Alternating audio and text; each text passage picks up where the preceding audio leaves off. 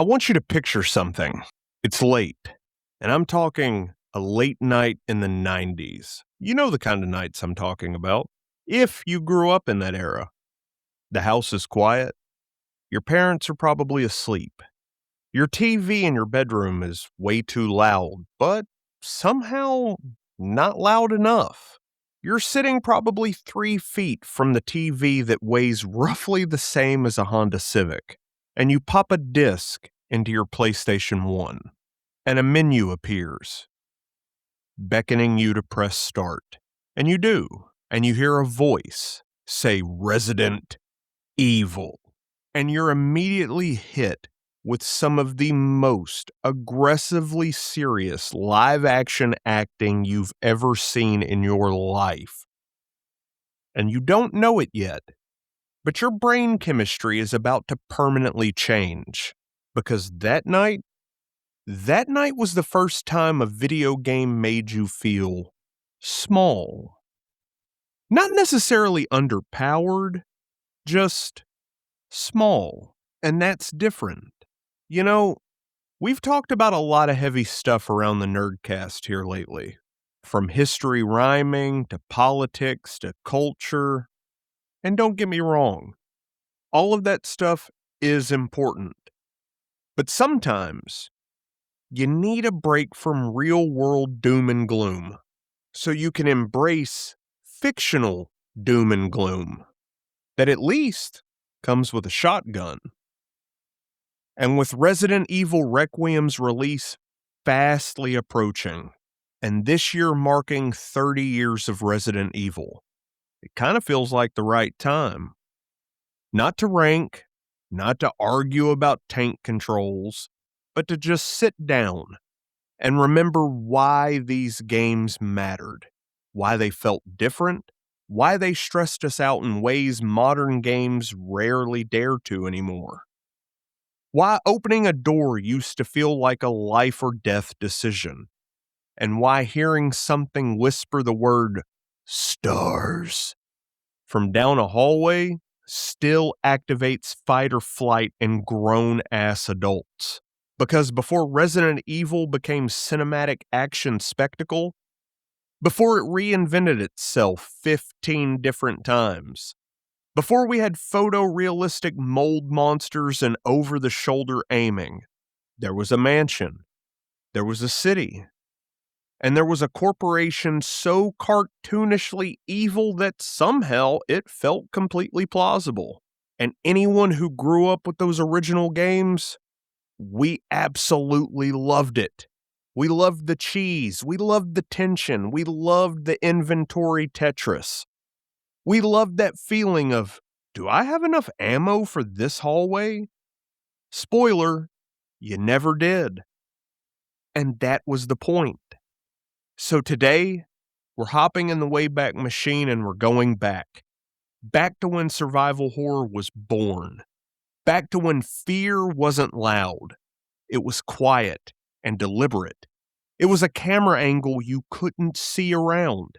And by the time we're done, you're going to be ready to walk back into the ruins of Raccoon City with Requiem like a veteran returning to ground zero.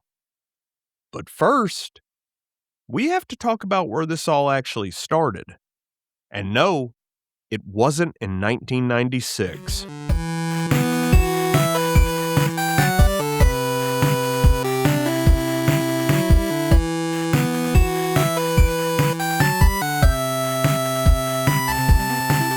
Hey, welcome to, or welcome back to, the Average Joe Nerdcast. I'm Nate, your resident Average Joe, your friendly neighborhood Natopedia, the guy who will absolutely romanticize fixed camera angles like they were a sacred art form and still panic when I hear heavy footsteps behind me in a hallway. And if you've been rocking with me through the heavier episodes lately, I genuinely appreciate you. We've kind of been in the trenches. But today, we are taking a strategic retreat into 90s polygon trauma, and we are celebrating 30 years of Resident Evil. 30! Which means this franchise is old enough to have back pain and opinions. And with Requiem on the horizon dragging us back to the crater where Raccoon City used to be, it's high time to sit down and talk about that original run.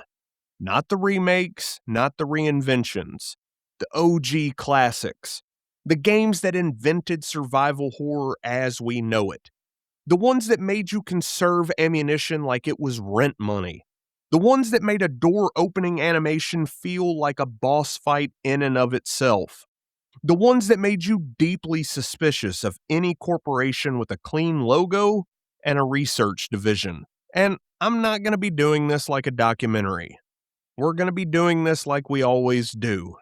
Like we're all just sitting around on the couch, controller in hand, listening to your overly enthusiastic friend explain why this stuff mattered. Because it did matter. It changed the entire gaming industry. It changed pacing, tension. It changed how we thought about horror in games. And most importantly, for any of us who grew up in that era, it changed us. So buckle up, dim the lights, and if you've got 2 bullets left and a bad feeling, good, you're in the right place.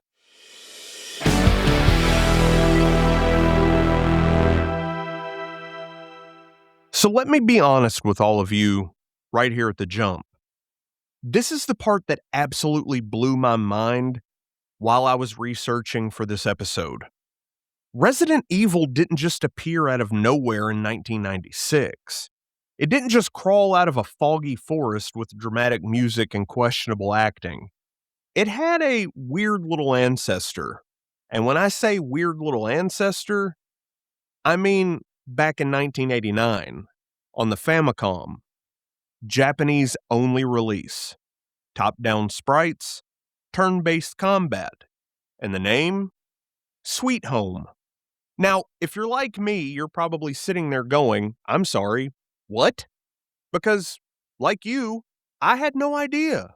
Zero.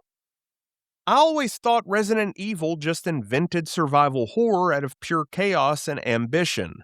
But no, there was a prototype. And it was basically Resident Evil's awkward older cousin who walked so it could run, or shuffle slowly towards you. Sweet Home is about a film crew exploring a haunted mansion. Pause. A haunted mansion. You don't really need to be Sherlock Holmes to see the dots connecting themselves. You explore the mansion room by room. You solve environmental puzzles. You unlock doors. You manage limited inventory. You backtrack constantly. You can permanently lose characters. And suddenly you're sitting there like, hold up, minus the permadeath, that's Resident Evil. Not inspired by, not loosely influenced. That's the skeleton. I mean, it's all there. The only difference is instead of pre-rendered backgrounds and dramatic camera angles, you've got pixel sprites and menus. But mechanically, it's survival horror before survival horror had a marketing department. And that permadeath part, that made me blink twice. If one of your characters dies in Sweet Home, they just stay dead.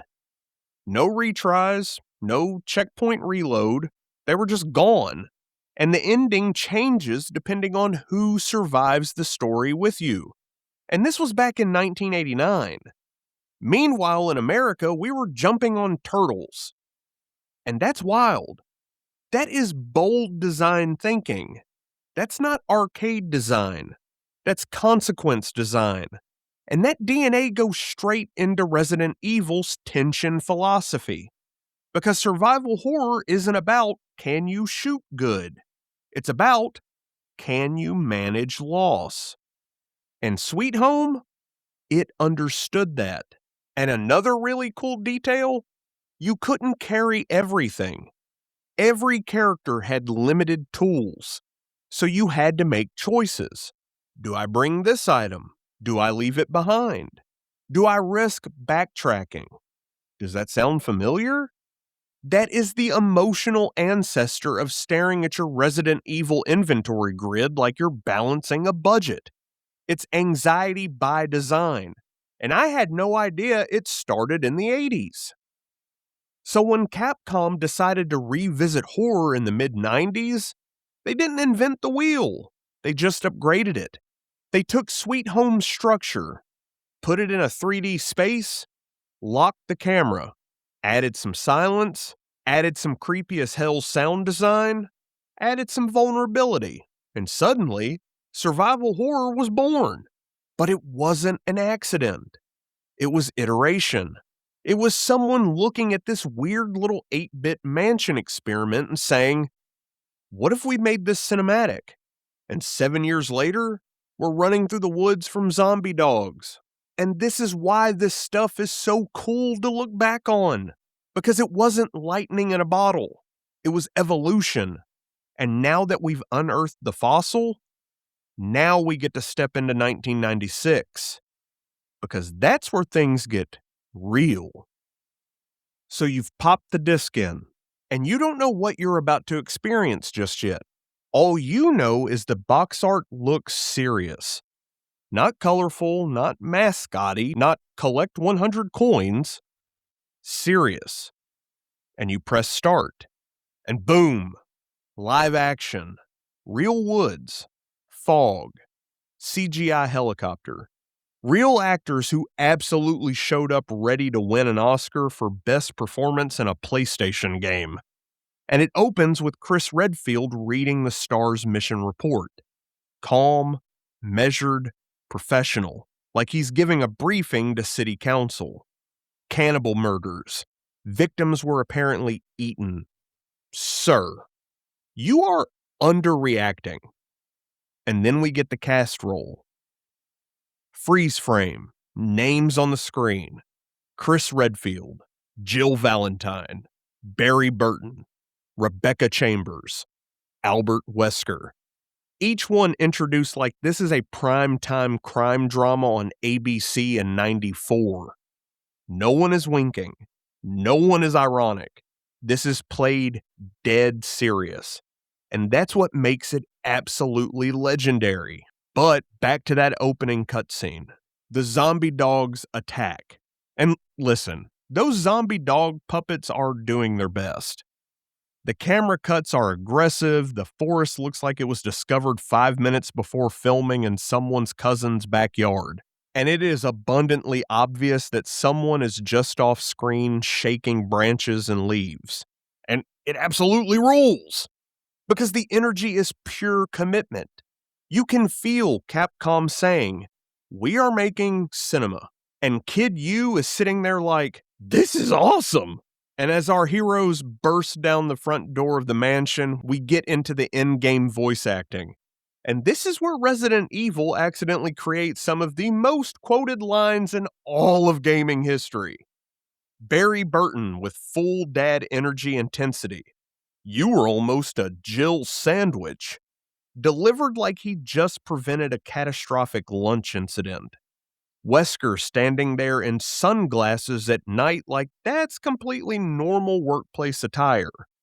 Chris reacting to events like he is 70% confused and 30% mildly inconvenienced. And here's the thing. It's not played like parody. It's sincere. They are trying. And that's the magic. If this had been done intentionally cheesy, I don't think it would have lasted. But because it's earnest, it becomes iconic. It becomes part of gaming culture. You cannot separate Resident Evil from its voice acting. It's baked into the DNA. But that's the brilliant tonal shift. The FMV chaos ends. You're inside the mansion, and everything slows to a crawl. No more live actors, no more frantic forest sprint. It's marble floors, echoing footsteps, silence. And that transition, it's intentional. The intro makes you think this is going to be frantic horror. The mansion makes you realize this is deliberate horror. And that's when survival horror truly begins. And then it happens. You walk into the dining room. There's blood on the floor. Barry instructs you to investigate, hoping it isn't Chris's blood. So you go through another door, and the camera angle shifts. You go down a hallway, and the angle shifts again. And already that's the first trick. You don't control the camera. You don't get to swing it around. You don't get to peek ahead. You're watching the scene the way the game wants you to watch it. And you see someone knelt down, and you hear what kind of sounds like eating. You step closer, and then that slow turn. The zombie doesn't sprint. It doesn't roar. It doesn't jump at you like a haunted house actor working overtime. It just slowly turns its head, deliberately, like it already knows you're there. And that was the killer moment. That was the moment every 90s kid went, oh.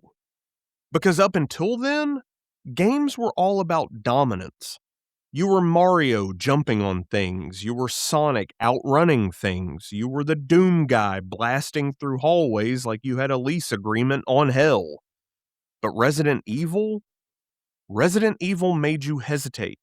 You don't really know how much ammo you have. You don't know how durable that zombie is. You don't even know if you should shoot it. You just know that it's walking towards you. And the room suddenly starts to feel a lot smaller. And that's the shift.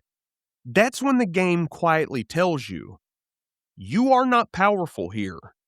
And it does it without even a jump scare. No orchestral sting, no flashing warning, just a slow head turn. That's confidence. That's design restraint. And when you finally do pull the trigger, it doesn't feel triumphant. It feels necessary. And that's different. Then you start exploring, and the mansion begins to teach you something else. Safety is temporary. You clear a hallway? Good. Remember it, because you're coming back there. You unlock a door? Great. Hope you've got enough ink ribbons. And that's where the anxiety slowly starts to creep in.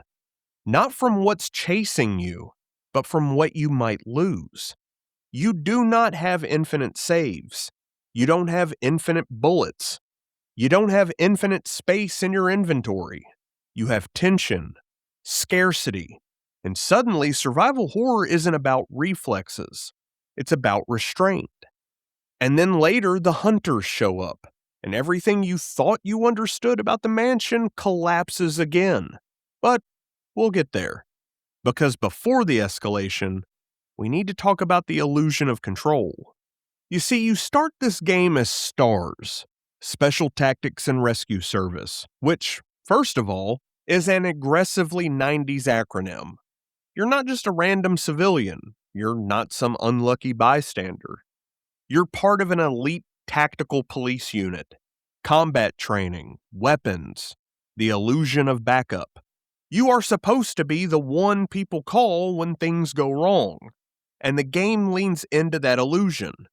The intro frames you like a squad. The cast role makes you feel like you're about to watch a season of a crime procedural. You've got a captain, you've got your teammates, you've got structure. And then within minutes, it starts falling apart. Joseph is dead. Bravo team is missing. The radio isn't helping. And suddenly that elite unit energy doesn't mean much when you're alone in a mansion with 8 bullets left in a magazine. That's the psychological trick. Resident Evil doesn't start you powerless. It starts you empowered. Then it isolates you. And that isolation hits harder because of who you thought you were. You're trained. You should be able to handle this. You should be calm. But you're not. Because this isn't a hostage situation. It's not a drug bust. It's not a tactical operation. It's something unnatural. And you are absolutely not prepared for that. And while we're talking about the STARS team, there's Wesker. Cool, calm, sunglasses indoors at night like HR never had a policy meeting about it. He doesn't panic. He doesn't overreact. He's completely composed. A little too composed. But in 96, you're not really thinking, oh yeah, he's the bad guy. You're thinking, That's the captain. You trust the structure. You trust the chain of command, which makes the betrayal much later in the game land even harder. Because it's not just personal, it shatters the illusion of authority. The system you thought was stable, it was compromised from the very beginning. And that realization starts right here inside the mansion. I mean, even mechanically, the illusion continues. Yes, you have guns. You can shoot. You can defend yourself. But your ammo is limited. Your health is fragile. Your inventory space is tight. So every single action feels constrained. You're not mowing through enemies. You're surviving encounters. And slowly, without ever even announcing it, the game shifts your mindset. You stop thinking, how do I clear this area? And you start thinking, how do I avoid wasting precious resources? That right there, that's the birth of survival horror. Not the zombies, not the gore, that mental shift. You're not conquering the space, you're negotiating with it. And once that clicks with you, the mansion stops feeling like a location and starts feeling like a test. Not necessarily of skill, but of composure, of patience, of restraint. And that's when Resident Evil truly separates itself from everything else in 96. Because it's not about being strong. It's about enduring the pressure. Now, from here, the next escalation is completely natural. Because once you realize you're not as in control as you thought, that's when the game tightens the screws even more. Because this is where the game stops just messing with your character and starts messing with you. So you've accepted you're not in control the way you thought you were. You've accepted that being stars doesn't mean much when the hallway is dark and you can't see around the corners. You've adjusted. You're conserving ammo. You're learning the map. You're playing cautiously. And then you find the typewriter. And it feels safe. Warm lighting, soft music, a little break from all of the insanity within the mansion. You think to yourself, okay, I can relax for a second. And then the game quietly asks, are you sure you want to save? And you check your inventory. Ink ribbon. Singular. Consumable. Finite. And suddenly the pressure shifts from the mansion to your living room. Because saving in this game, it isn't free. You don't get unlimited attempts. You don't get to brute force trial and error. Every single time you save, you're making a decision. Is this enough progress to justify using an ink ribbon? What if something awful happens 5 minutes from now? What if I waste this? That is diabolical design. The zombies aren't the scariest part anymore. The scarcity is. You're not just managing health, you're managing risk. You start pushing further than you're comfortable with. Maybe I can clear one more room. Maybe I don't need to save just yet. And then you die, and you stare at the screen in silence because you knew you should have saved. And the game never told you what the right answer was. It just lets you gamble. And that is genius. Ink ribbons turned progress into tension. They made your time vulnerable. And that vulnerability is what makes survival horror different. You're not just afraid of losing a fight anymore. You're afraid of losing 30 minutes of careful movement. You're afraid of losing your momentum. That is psychological warfare. And it's subtle.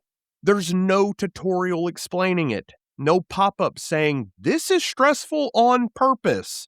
It just exists. And you can feel it. And you know, here's what's wild. The save room music isn't triumphant. It's gentle. It's almost sad, really. Like the game is acknowledging, you survived this far. Not, hey dude, you're winning. And that tone matters. Because Resident Evil never frames survival as dominance. It frames it as relief. You're not conquering the Spencer Mansion. You're enduring it in increments. And that's when you fully understand. Resident Evil is not a power fantasy, it's a pressure cooker. Now, once you've felt that anxiety, once you've gambled on progress, that's when the game does something even crueler. It gives you familiarity. It lets you learn the mansion, and then it changes all the rules, which leads directly to the moment when the hunters arrive.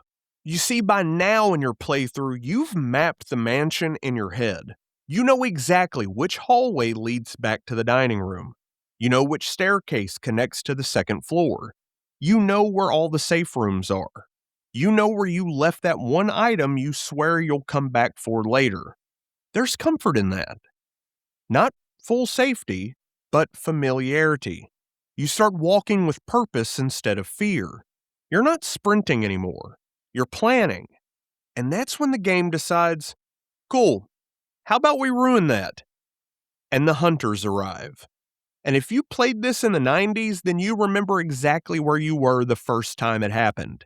That window shatters, or that hallway you've walked 10 times suddenly isn't empty, and this green reptilian nightmare leaps at you like it's late for an appointment. Hunters, they're not slow. They aren't lumbering, and they are definitely not polite. They are fast, they close distance, and they can decapitate you in a single hit. Full health? Doesn't matter. That's not bad luck.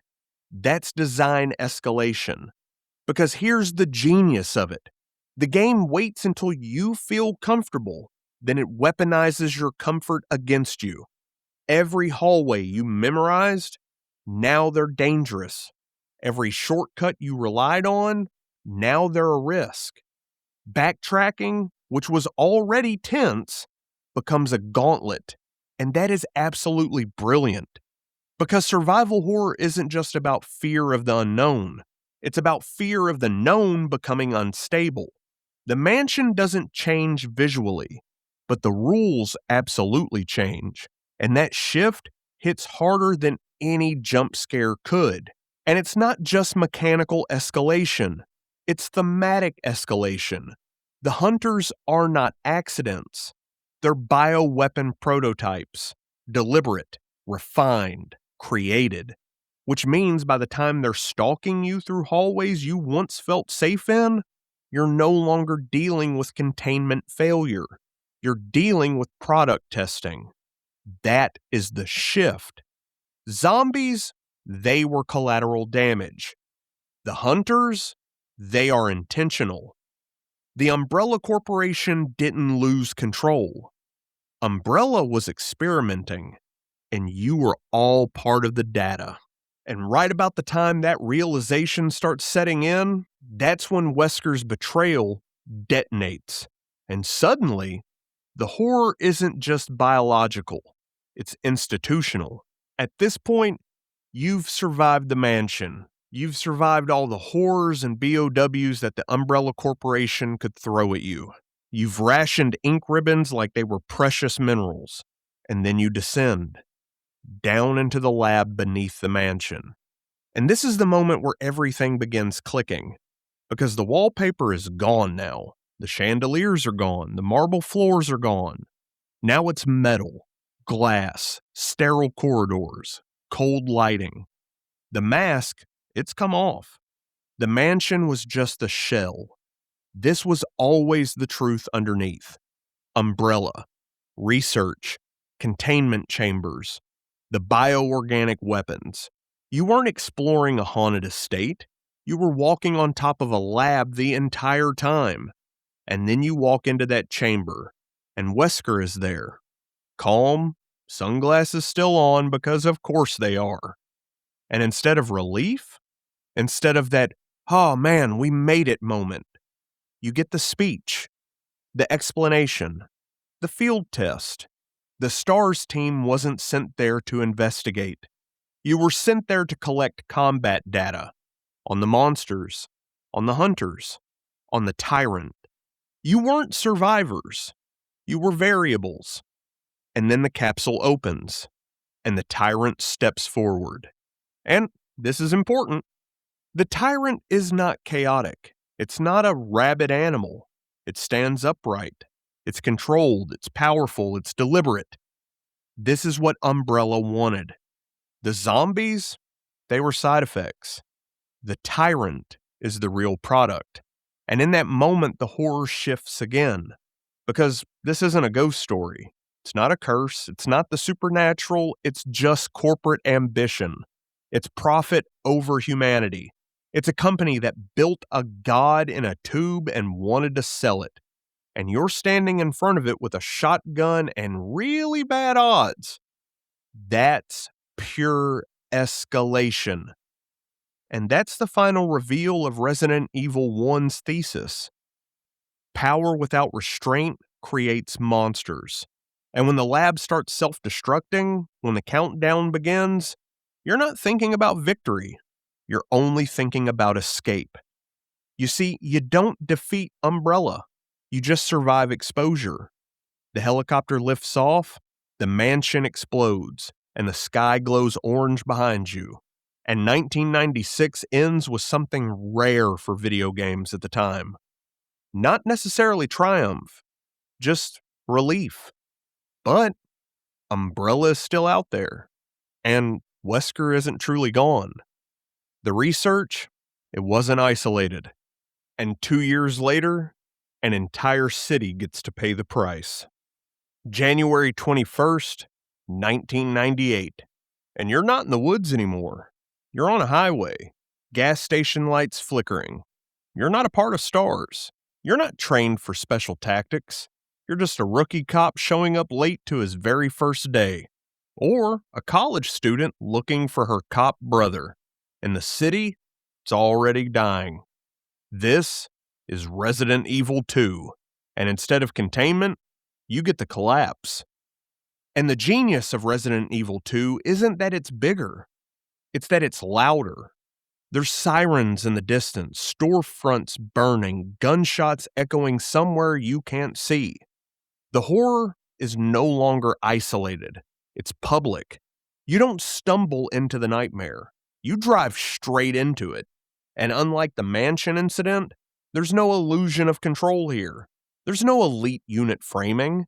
Leon S. Kennedy is on his very first day. Man clocks in, and the world ends. Claire Redfield is looking for her brother Chris. She's not armed for a military operation. She's not a tactical operator.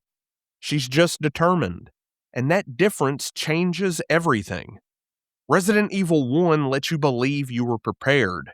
Resident Evil 2 makes sure you know you're not. You fight through the streets, and eventually you make it to the Raccoon Police Department. And here's where Capcom does something beautiful. They echo the mansion. Grand halls, statues, locked doors, crest puzzles. But this isn't gothic isolation. This is institutional failure. The police department, the symbol of order, is overrun with the dead. The barricades failed. Evidence is scattered everywhere. It kinda looks like authority, but it feels like abandonment. And that's escalation. The mansion was hidden away in the Arkley Mountains. The city itself is exposed, and then the truth tightens. This wasn't random spread. This wasn't fate. This was all ego. William Birkin, the G virus. Umbrella trying to silence its own scientist. Gunfire in a lab. Shattered vials. Infected rats. The outbreak wasn't a natural disaster. It was corporate cleanup gone wrong. And that's the through line. Every escalation in this franchise comes back to ambition, to control, to thinking you can outsmart consequence. And Raccoon City, it's the receipt. And then you know what? He shows up. Mr. X. But not the constant hallway landlord you might remember if you've only experienced the remakes. In 98, he's all strategic, scripted, appearing in Scenario B, crashing through walls when you least expect it. Not omnipresent, but disruptive. He doesn't chase you forever, he just interrupts. He invades safe spaces. He enforces Umbrella's objective. He's not chaos. He's corporate retrieval. And that cold detachment?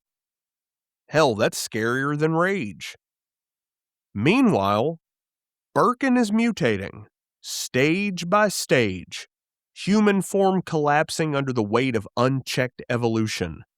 Each and every encounter more grotesque than the last, more unstable. The G-virus doesn't refine, it consumes. And by the time you're running through underground labs and collapsing infrastructure, you realize something. You didn't escape the mansion. You just outran the first ripple. And then October 1st in-game hits. The government launches a missile, and the city is erased. Official story? Industrial accident. But in reality, sterilization from the plague. An entire population sacrificed to bury the truth. And this is where Resident Evil changes tone permanently. Because now the horror isn't just Umbrella. It's the government's response. It's the institutions that decide erasure is easier than exposure. And hell, that's heavy. For 98, that's bold. And if Resident Evil 1 was about surviving a secret, Resident Evil 2 is about surviving a cover-up. The mansion burned, and the city followed right behind it. And you think that's the worst it's gonna get. But Umbrella isn't done tying up loose ends, because there's one survivor they did not account for, and they're about to send something very personal to clean that up. And just one short year later, in 1999, the city is dying, and this time, you're not arriving late. You've been here the whole damn time. Jill Valentine, one of the few people who knows exactly what Umbrella is capable of. And that's the cruel irony. She survived the mansion incident. She exposed the conspiracy. She knows the truth. And she's trapped inside the fallout. Resident Evil 3 Nemesis opens and you can feel it almost immediately. This isn't investigation. This isn't discovery. This is an escape. The tone is completely different. The city isn't a backdrop. It's collapsing around you in real time. The buildings are burning. Civilians are screaming in horror. Police sirens are blaring like they've accepted that no one is coming to help. And Jill, she isn't calm. She's tired, frustrated, angry, because she knows this didn't have to happen. And then you hear it. Not music, not a jump scare sting, a voice. Stars. And that's when the franchise does something truly brilliant. It makes the horror personal. You see, Nemesis isn't random. He isn't just another experiment that got loose. He has a mission. Eliminate the remaining STARS members. This is Umbrella cleaning house. And Jill isn't collateral damage. She's a target. Now let's pause and talk about our boy the Nemesis for just a second. Because I don't care how many villains came after him, Nemesis was different. Trench coat stitched over exposed muscle. Face pulled tight like something barely contained underneath. A rocket launcher because subtlety is overrated in the Resident Evil universe. And the most important detail, he remembers you. He pursues. He doesn't just exist in a room. He interrupts the entire flow of the game. You could be there solving a puzzle, or exploring a shop, or even walking down a street you think is clear. And then, crash. A wall next to you is gone. Safe route gone. Breathing heavy. The music shifts. And you're running. Not because you want to, but because you have to. And that was completely new at the time. Resident Evil 1 made you feel small. Resident Evil 2 made the world collapse. And Resident Evil 3 made you hunted. That is escalation. And what makes Nemesis brilliant isn't just that he's strong. It's that he forces decision-making under pressure. Do I fight? or do I run? Do I use ammo that I can ill afford to lose? Do I take damage and pray that I can find a green herb or a first aid spray? Every single encounter feels like a gamble. And that tension builds until you stop feeling like you're exploring a city and you start feeling like you're surviving a predator. And this is also where something else quietly happens. Choice, live selection moments, split-second decisions. Do you jump off the bridge? Do you hide? Do you confront? The game pushes you to react, and that reaction changes the pacing of the game. Resident Evil 3 isn't slower like the mansion. It's urgent, it's breathless, because the horror is active, and through all of it, the city continues to fall apart. Subway routes fail, power grids collapse, survivors dwindle, and by the time Jill reaches the clock tower, you can feel the exhaustion, not just in gameplay, but emotionally, because she's been running this entire time. And then comes the plot twist. Infection. Even Jill isn't immune. The virus catches her. And suddenly, Carlos Oliveira, not Stars, not part of the original conspiracy, has to step up. And that shift matters, because this story isn't just about exposing Umbrella anymore. It's about surviving its aftermath. And when Nemesis mutates, when the trench coat falls away, when he becomes something less human and more raw bioweapon, that's the final layer. Umbrella didn't just build a monster, they built persistence.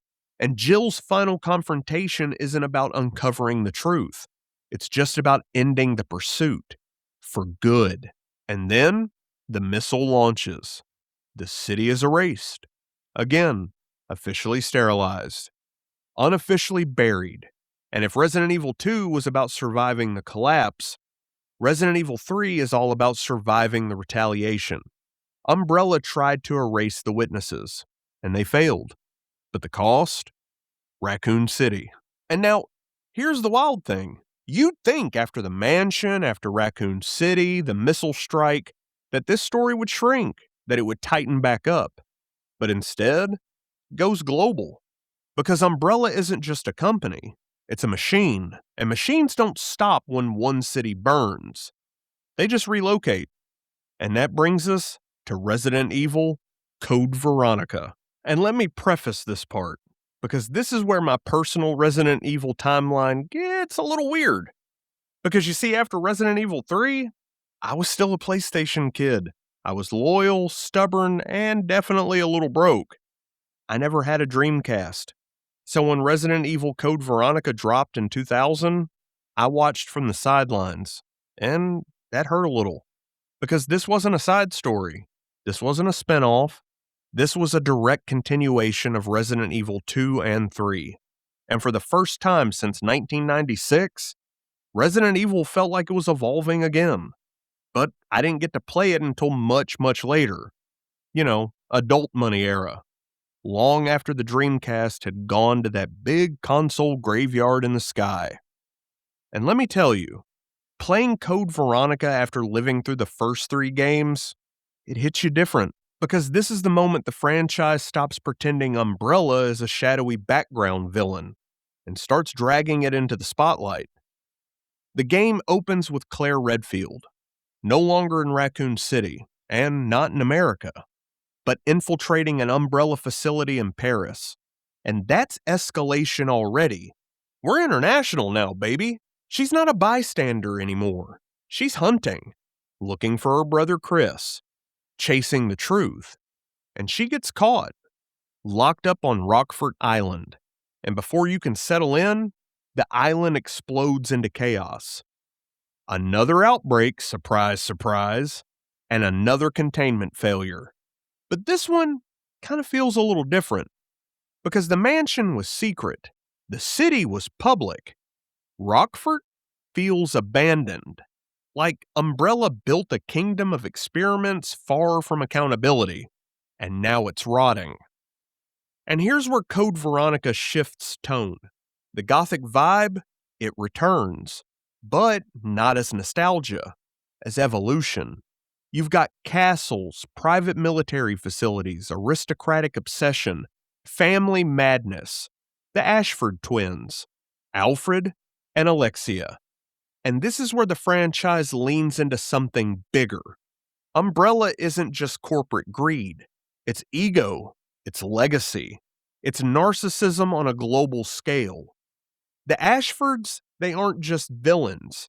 They're products of generational obsession. The T. Veronica virus isn't just another strain. It's a refinement. Ambition trying to outdo the original ambition. And it's unstable. Like everything else Umbrella touches. And then Chris arrives. And for the very first time, the Redfields are together in the same narrative thread. And that matters, because the story finally feels connected again. Not isolated incidents, not separate survival stories, but a war slowly forming. Chris isn't stumbling into horror anymore. He's confronting it, intentionally.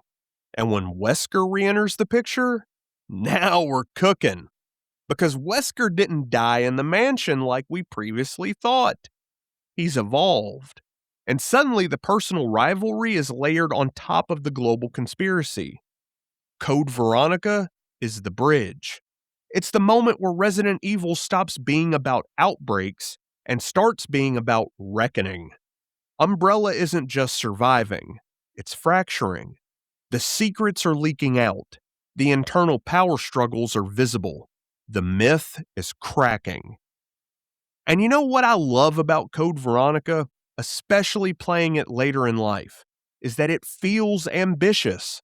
More cinematic presentation, more overt storytelling. It's not reinventing survival horror.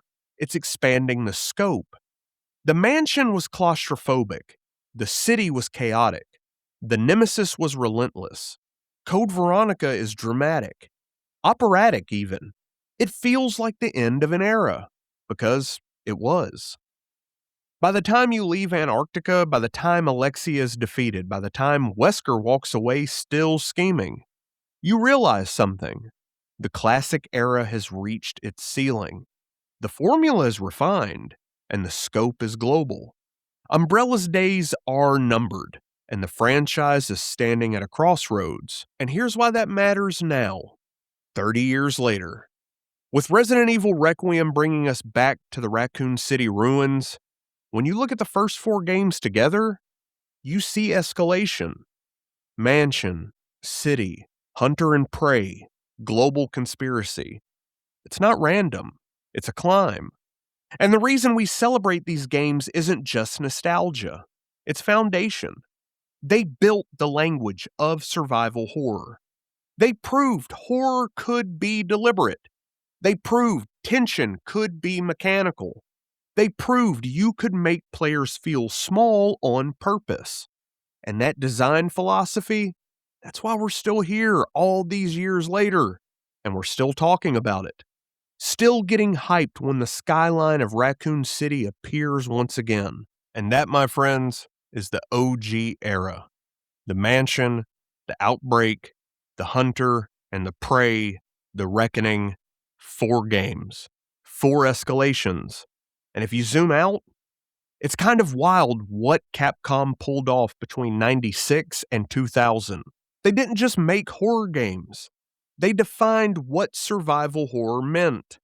Limited resources, deliberate pacing, tension as a mechanic, escalation as storytelling.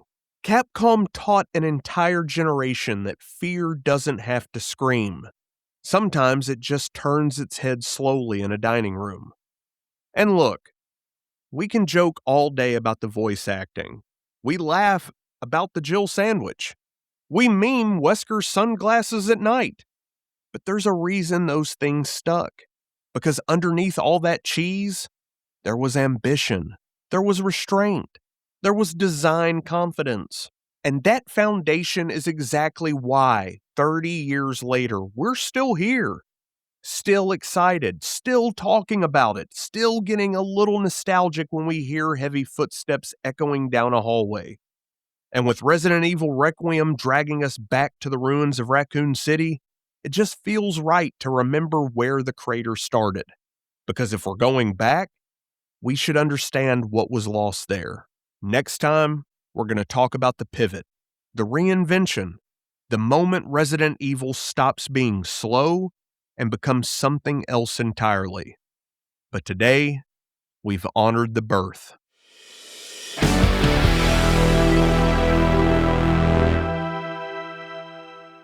And if you've been hanging out with me through all the heavy episodes, the history dives, the culture stuff, I appreciate you as always.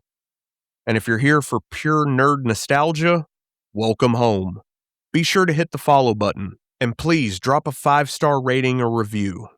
And then come hang out in the Average Joe Nerdcast private Facebook group. The lobby's always open.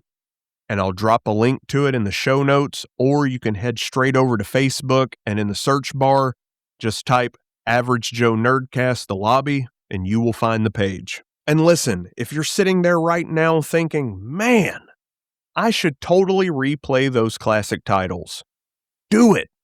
Just remember, save your game. You never know when something's going to crash through a window. And before I can get out of here, you already know.